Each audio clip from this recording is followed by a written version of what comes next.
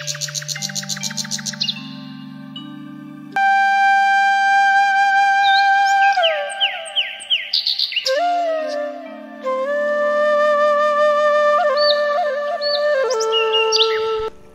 আলাইকুম, কেমন আছেন সবাই? আশা করছি আল্লাহর রহমতে ভালো আছেন। আলহামদুলিল্লাহ, আমরাও ভালো আছি। আমার আরও একটি নতুন ব্লগে সবাইকে জানাই স্বাগতম। এখন বাজে সকাল 7:30 আর এখন থেকে আমি আমার ব্লগটা স্টার্ট করছি। আই হোপ আমার আজকের ভিডিওটি আপনাদের ভালো লাগবে। সকালে উঠে এই যে আগে বিছানাটা ঝেড়ে নিচ্ছি, এর আগে কিন্তু আমার নাস্তাটা তৈরি করা হয়ে গেছে। এই মুহূর্তে এখন ছেলেটা উঠেছে, ওর আব্বু উঠেছে, মেয়েটা উঠেছে, তো সবাইকে একটু ওয়াশরুমে পাঠিয়ে দিচ্ছি। ছেলেটা তো স্কুল ড্রেস পরে রয়েছে আর এর ভিতরে ও বারবার টিভিটা অন করছে এত সকালে। তো ওকে একটু বকাঝকা করছি কেন টিভিটা অন করছে। তো ওর বকা দেওয়ার পর এইদিকে আবার আমি অন্যান্য কাজটাও কমপ্লিট করে নিচ্ছি। যেহেতু এখনই চলে যেতে হবে, আমরা সবাই একসাথে বেরিয়ে পড়ব। ছেলেটা ওর আব্বুর সাথে স্কুলে যাবে আর ওর আব্বু যাওয়ার সময় আমাকে মেয়েটার স্কুলে নামিয়ে দিয়ে যাবে। তো এটাই একটা সুবিধা হচ্ছে, আবার অনেকটা অসুবিধাও হচ্ছে। মেয়ের স্কুলে যে সকাল 8টা থেকে একদম 12টা পর্যন্ত আমাকে বসে থাকা লাগে, এটা কিন্তু অনেক একটা লম্বা টাইম। তো এখন থেকে ভেবেছি যে মেয়েটার জন্য যে সিদ্ধান্তটা নিয়েছি আর কি, সেটা হচ্ছে মেয়েটাকে আগে স্কুলে দিয়ে পাঠাবো আমার ভাইয়ের সাথে। তো ওর মামার সাথে আগে স্কুলে চলে যাবে, তারপর আমি 9টা অথবা 9:30টার দিকে পৌঁছে যাব স্কুলে। ওখানে ওই টাইমে গেলে ওর টিফিনটাও আমি খাওয়াতে পারবো, আর বাদ বাকি সময়টুকু আমি ওর সাথে বসে থাকলেও সমস্যা হবে না, আর এদিকে বাসার কাজটাও কমপ্লিট করে যেতে পারবো। তো আমি গতকাল এই সবজিগুলো কিনে নিয়ে এসেছিলাম। তো অনেক সময় হয় কি, অনেক তাড়াহুড়া করে সকালের দিকটা তো সময় হয় না। তো এরই ভিতর কিন্তু মেয়েকে স্কুল থেকে নিয়ে চলে এসেছি। তো মেয়েকে স্কুল থেকে নিয়ে আসার পথে এগুলো কিনে আনছিলাম।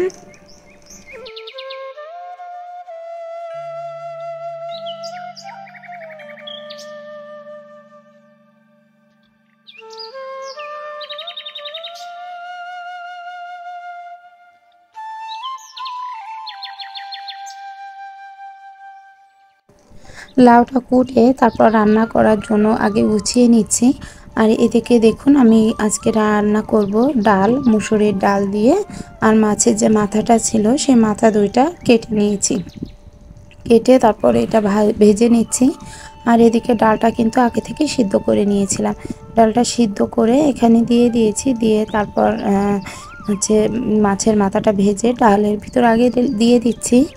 দেওয়ার পর যে বাদ বাকি একটু পেঁয়াজ রসুন তেলে পরে দিয়ে একটু গোটা জিরে একটু তেলের পরে দিয়ে নিয়ে তারপর ফোড়ন দিব।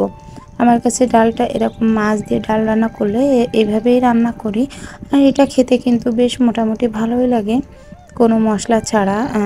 সিম্পল এইভাবে রান্না করলেও খেতে কিন্তু বেশ লাগে। এই যে এত গরম পড়েছে, এই গরমে যত তেল মশলা কম খাবো ততই শরীরের পক্ষে ভালো এবং স্বাস্থ্যের পক্ষেও ভালো। আর এই যে হালকা পাতলা মশলার খাবারও অনেক সময় ভালো লাগে মুখে।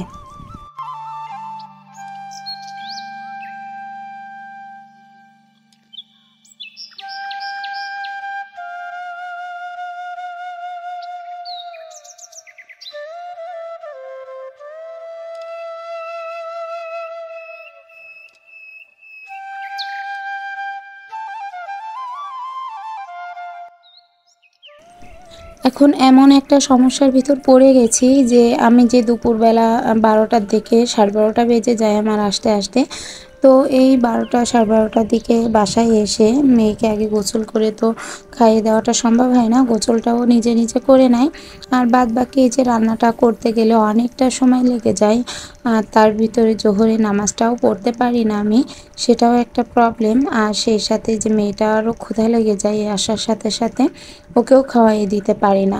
তো চারিদিকে যে এত প্রবলেম হচ্ছে আজ কয়েকটা দিন, তো কী করব কি না করব বুঝতে পারছি না। এতটা ভাবছি যে সকালে ভোরে উঠে রান্না করে যাব, কিছু কিছু দিন পুরোটা কমপ্লিট করতে পারি, আবার প্রত্যেকটা দিন তো করা সম্ভব হয়ে ওঠে না। হয়তো কিছুদিন দেখা যাচ্ছে আমার চোখটা একটু লেগে আসলো ভোরের দিকে, তখন দেখা যাচ্ছে আমি একদমই উঠতে পারলাম না, অথবা শরীরটাও ভালো থাকে না, সেদিন একটু তো ঝামেলা পড়তেই হয়।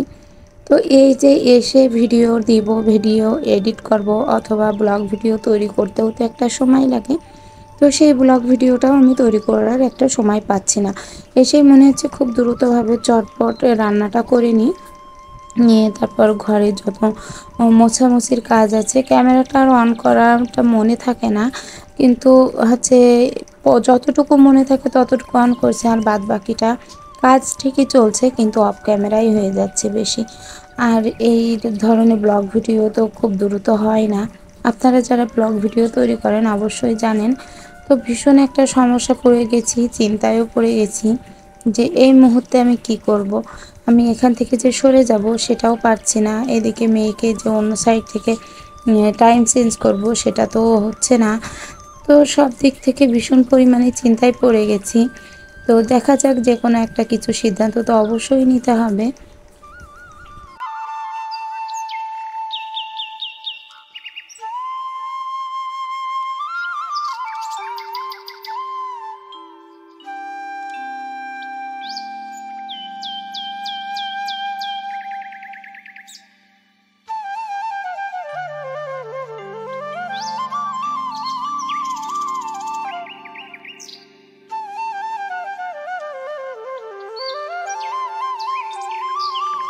আগের দিন চুনো মাছ এনেছিল, তো সেই চুনো মাছটা বেরো করে রেখে গিয়েছিলাম। তো এটার ভিতরে সরিষা বাটা, জিরা বাটা, একটু পেঁয়াজ, রসুন, পেঁয়াজটা তো কুচিয়ে দিয়েছি, রসুনটা বেটে দিয়েছি, আর কাঁচা ঝাল চিড়ে দিয়েছি, দিয়ে পুরোটা হাত মাখা করে সুন্দর করে মাখিয়ে নিচ্ছি। নিয়ে এটা হচ্ছে সরিষার তেল দিয়ে রানবো না, সয়াবিন তেল দিয়েই রানবো। ওটা হাত মাখা করে চুলার পরে বসিয়ে দিয়েছিলাম। তো পুরোটা রান্না কমপ্লিট হয়ে গেছে আমার। রান্না করে ঘরেও উঠিয়ে নিয়েছি। এবার দুধটা জাল দিচ্ছি। দুধটা বেরো করে রেখেছিলাম, তো দুধটা এখানে অনেকটা চুলায় তাপ রয়েছে, তো সে কারণে চুলার পরে দিয়ে দিলাম। আর এদিকে একটু রান্না করেছি কলমি শাক। একটু বেশি করে রান্না করলে যেটা হয়, দেখা যাচ্ছে পরবর্তী দিনে আমার একটু কষ্ট কম হয়। তো সে কারণে যেদিন পারি সেদিন একটু বেশি করে রান্না করে নিই। আবার দেখা যাচ্ছে যেদিন একদমই পারলাম না সেদিন ওই জিনিসটা ফ্রিজ থেকে বেরো করে গরম করে খাওয়া যায়। তো এদিকে কলমি শাক নিয়েছিলাম একটারি 10 টাকা দিয়ে।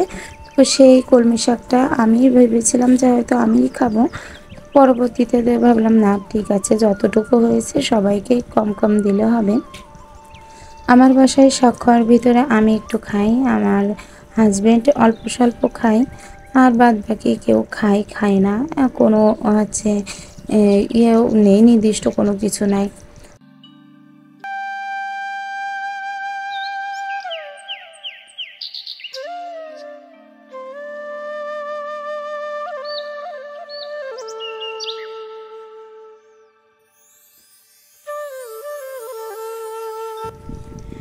আজকে আমাদের বাসায় নতুন মেহমান আসছে। তো মেহমানটা একদম ছোট্ট একটা বাচ্চা, সেটা তো দেখিয়ে দিলাম। ওটা হচ্ছে আমার জায়ের মেয়ে, আমার দেওরের মেয়ে। তো ওর কাকুর সাথে চলে আসছে যে আমাদের বাসায় বেড়াতে আসবে তাই। তো ওদের দুই বোনকে আগে ভালো করে খাইয়ে তারপর পড়াতে দিয়েছি, মানে ঘুম পড়াইয়ে দিয়েছি। ঘুম পড়িয়ে এদিকে আমি একটুখানি আসলাম আমার মুরগির ঘরে মুরগি খেতে দিতে। তো এদিকে পাখিগুলোকে খেতে দিয়েছিলাম, পাখিও খাচ্ছে। আর টুকটাক আমি অত বুঝতে পারছি না যে কতগুলো মরগ আছে আর কতগুলো মুরগি। আর এই পাখিগুলা নিতে যেয়ে তো অনেকগুলা নিতে চাইছিলাম, কিন্তু উনি মাত্র 10টার বেশি, 10টার বেশি আমাদেরকে দিতে চাইলো না, আর দিলও না। যে কারণে বাধ্য হয়ে 10টাই নিয়ে আসলাম। আরও পাখির কথা বলা হয়েছে, কিন্তু উনি বলছে যে এখন আর কোনো কিছু বিক্রি করবে না, পরবর্তীতে যদি কখনো আবার, মানে ওনাদের ফার্ম আছে, যদি কখনো সম্ভব হয় তখন আবার দিবে। কারণ ওনারা প্রচুর পরিমাণে ডিম পাড়ায়, তো সে কারণে পাখিগুলো বিক্রি করতে চায় না, শুধুমাত্র মরক পাখি যেগুলা সেগুলাই বিক্রি করে দেয়। আর যদি মুরগি পাখি না হয় তাহলে অনেকটা দাম বাড়িয়ে দেয়। তো ছাদে চলে এসেছি, ওরা দুই বোন তো নিচে ঘুমাচ্ছে। আর ছাদে এসে দেখুন আর পুঁইশাক গাছটা এত সুন্দর হয়েছে যে দেখে মনে হচ্ছে কাঁচা পাতা একদম যাতে চিবিয়ে খাওয়া যায়, এমন একটা অবস্থা, একদম জালি পাতা সবুজ হয়ে রয়েছে। আর জামা কাপড়গুলো একটু তুলে নিয়ে যাচ্ছি। জামা কাপড়গুলো তুলে নিয়ে নিচে যে ভাঁজ করব। আবার যখন ওরা উঠে যাবে ওদেরকে নিয়ে দেখা যাচ্ছে আবার সময় দিতে হবে আমাকে। তো সে কারণে ভাবলাম যে থাক, এখনই একটু সময় আছে, ছাদে যাই, যে পুরো কাপড়গুলো উঠিয়ে নিয়ে আসি। আর আমার ছাদের যে অবস্থা, অনেক পরিমাণে খারাপ অবস্থা ছাদের। তো এটা পরিষ্কার করব, আজকে করব কালকে করব করে করে হচ্ছে না, যেহেতু ছুটি পাওয়া যাচ্ছে না। তো সে কারণে আর পুরো কাজটাও করে ওঠা হচ্ছে না। তবে খুব দ্রুত হচ্ছে এই ছাদের উপরটা একটু পরিষ্কার করা দরকার। এখানে অনেকটা ময়লা পড়ে আছে। যত পুরনো কাপড় ছিল বস্তার ভিতরে ভরা ছিল, সে বস্তাটা ওর আব্বু উপরে ছাদে রেখেছিল, কিন্তু বৃষ্টিতে বস্তাটা থেকে সম্পূর্ণ কাপড়গুলো মেলে দিয়েছি। এগুলো আমার শাশুড়িকে দিলে উনি কাঁথা পাতার জন্য নিয়ে চলে যাবে।